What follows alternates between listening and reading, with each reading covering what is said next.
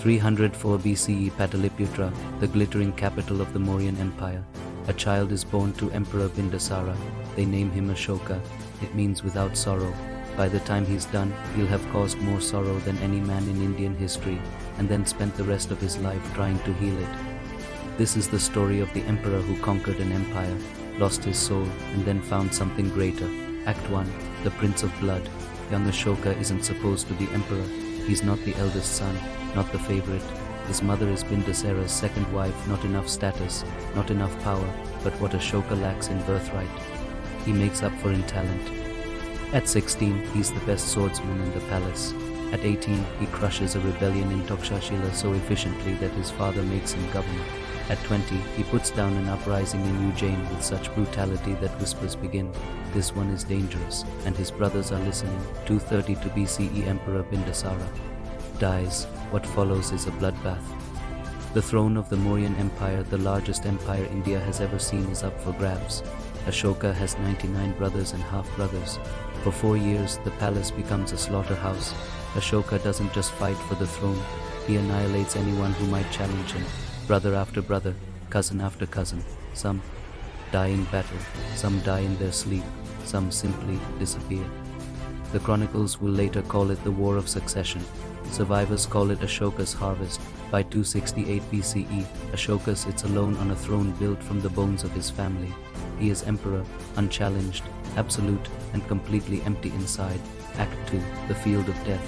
For 8 years, Emperor Ashoka rules with an iron fist. He expands the empire, crushes rebellions, demands tribute. His enemies call him Chandashoka, Ashoka the Fierce.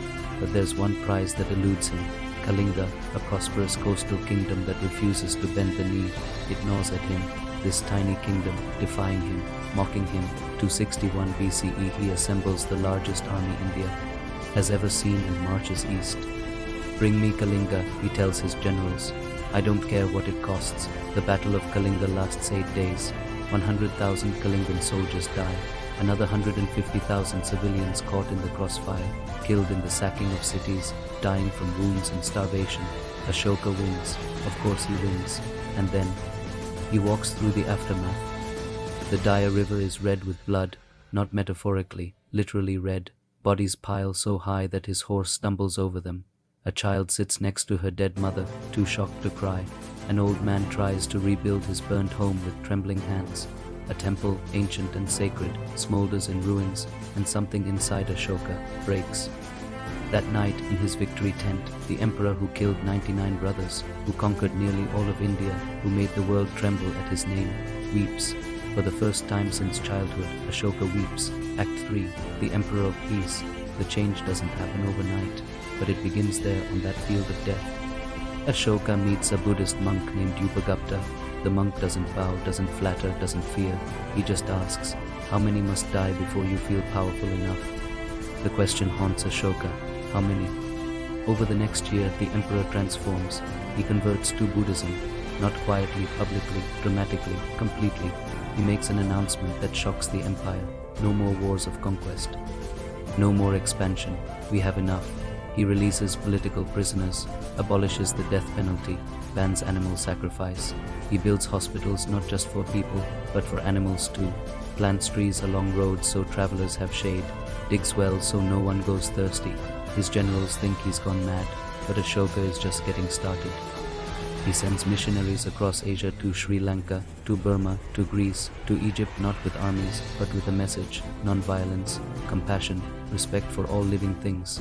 He commissions stone pillars across his empire, edicts carved in rock that will last millennia.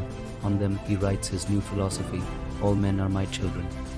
Just as I desire for my children that they may enjoy every kind of prosperity and happiness, so do I desire the same for all men. He writes about his regret for Kalinga. The slaughter, death and deportation of the people is extremely grievous and weighs heavy on my mind. No emperor in history had ever publicly expressed regret for a victory. For 37 years after Kalinga, Ashoka rules in peace. The Mauryan Empire becomes a beacon. Trade flourishes, arts thrive. Buddhism spreads across Asia because of him to this day. Millions follow the path he promoted. His pillars still stand, 2,300 years later. The lion capital from one of them is now India's national emblem.